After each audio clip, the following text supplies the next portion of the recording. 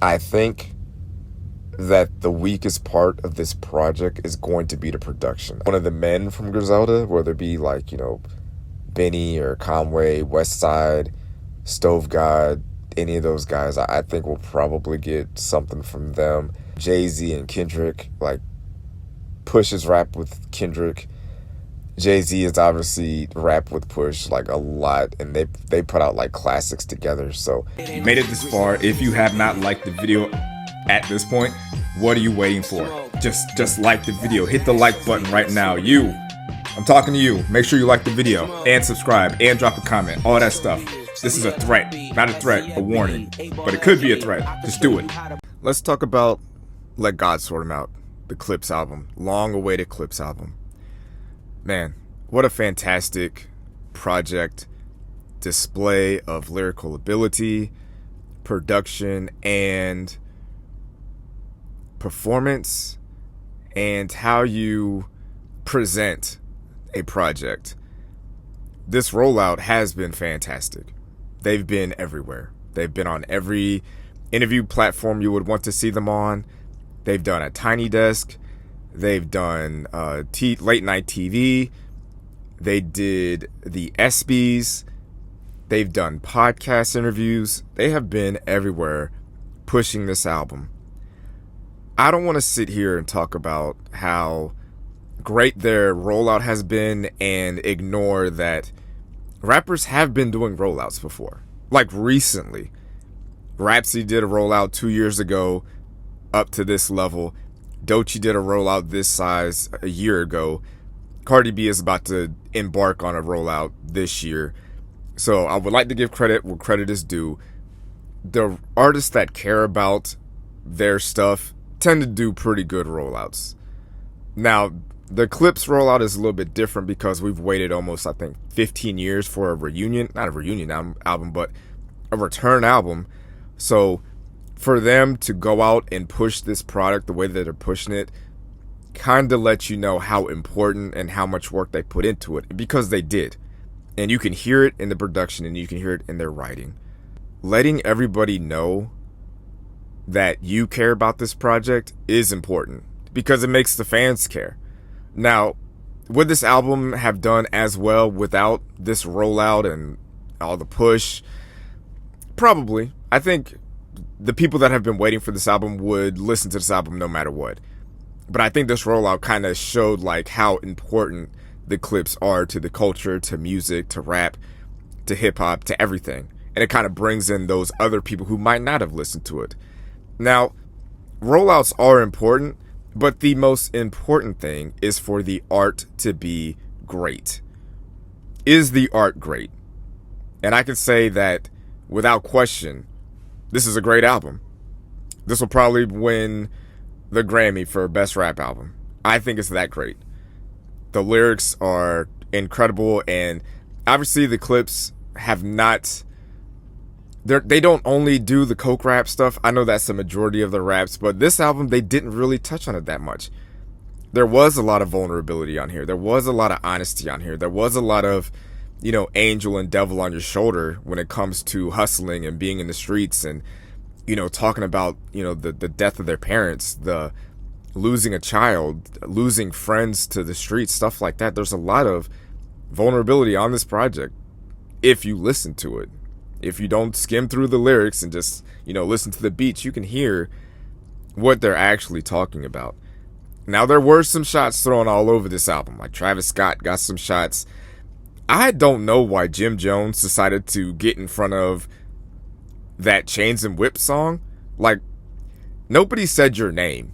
I don't think when we heard snippets of the song that people assumed that it was about you. But you going out there and saying, yeah, this is about me, I'm about to respond, I think it makes you look worse because Push said some terrible things about somebody and you decided I'm going to wear that, and I thought that was a terrible mistake. But speaking of Chains and Whips, so this album was supposed to come out last year, and the whole UMG, Def Jam, Drake, whatever, I'm not going to get into all that. But Push and Malice sent Chains and Whips to Kendrick while he was in the midst of the battle with Drake. And Kendrick was still able to send it back with no issue and still produce the lyrical manslaughter that he performed during that time. Go listen to the end of his verse where he's doing all the wordplay with the gins and the G's. Like, who does that? Who's able to do that while in the midst of making a Euphoria or a 616 in LA or a Meet the Grams or Not Like Us? Like, and you just gave that away. You just gave that verse away. That verse is incredible. And you just had that and you're like, okay, yeah, you can have that. You can just have it. And it's ridiculous. He's an alien.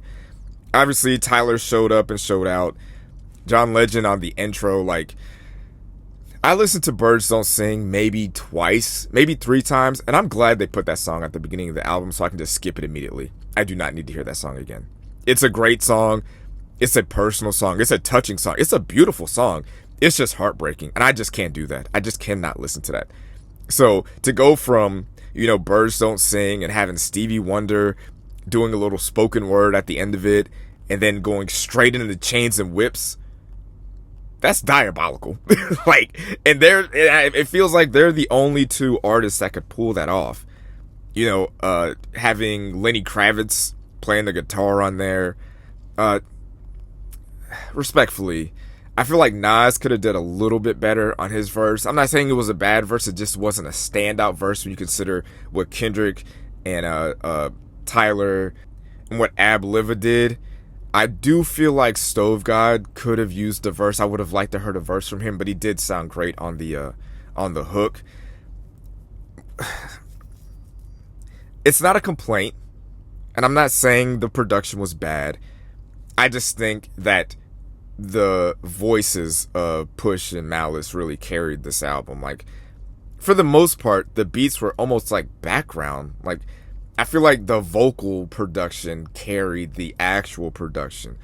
Like, if you were to go through the track list and say, okay, how many like fire beats are on here? I would say maybe 2, maybe 3.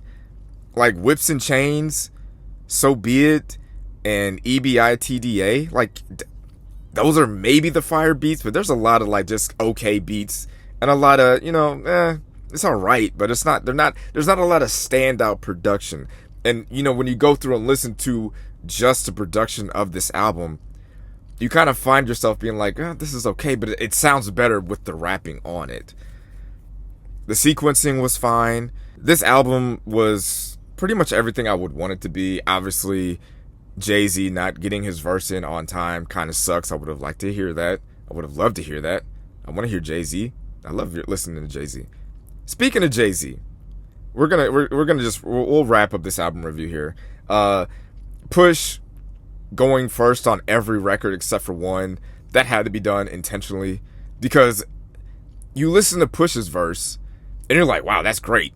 And then Malice comes behind him and just like gives you something you've never heard before with crazy wordplay. And it's like, how do you continuously deliver like that every time? Because Push is no slouch on the mic. And for him to routinely, I'm not saying he's getting smacked around, but routinely Malice had the best verse on every song. And that's something that rarely happens on a Pusha T song. So, like I said, I think this album is going to win the Grammy for Best Rap Album, and I think that they're going for it and that they want it. So, speaking of Jay-Z, speaking of 55-year-old Jay-Z, I would like to read a quote. I'm 48 years old. Not to say that age is a thing that dictates what you rap about, but in a way it does. What do you talk about? I gotta go get a colonoscopy? What do you rap about? My eyesight is going bad? That was a quote from Andre 3000. Pusha T is the same age. He is 48. Malice is 52 and he's a grandfather. Eminem, 52, grandfather. Jay-Z, 55. Freddie Gibbs, 43. Rakim, Ghostface, Raekwon. There are so many rappers pushing 50 that are still able to drop projects that matter, that still have high-level lyricism and writing, and they have content to talk about. They have new hindsight, new insight, new perspectives on things, and they're able to do this. And for Andre 3000 to say something like that, it's now starting to bug me. Now I'm getting to the point where, okay, you just don't want to rap. And that's fine. You don't want to rap, then just say that. Just say, I don't want to rap anymore, and leave it at that. But don't say you don't want to rap because I'm old, when you have older grandfathers rapping at a high level. So enough with you, Andre 3000. Enough with the flute albums. Enough with the jazz albums. Just say you're scared to rap, or just be quiet. Enough is enough, and I'm tired of it. Respectfully. But outside of that, I love this Clipse album. I've been running it a lot. That's probably why this album review has been taking so long to get out. But either way, if you haven't listened to it, go listen to it. It's just a great album. So if you love rap, peace. Thanks for watching, babe. Make sure to like this video and subscribe to the channel.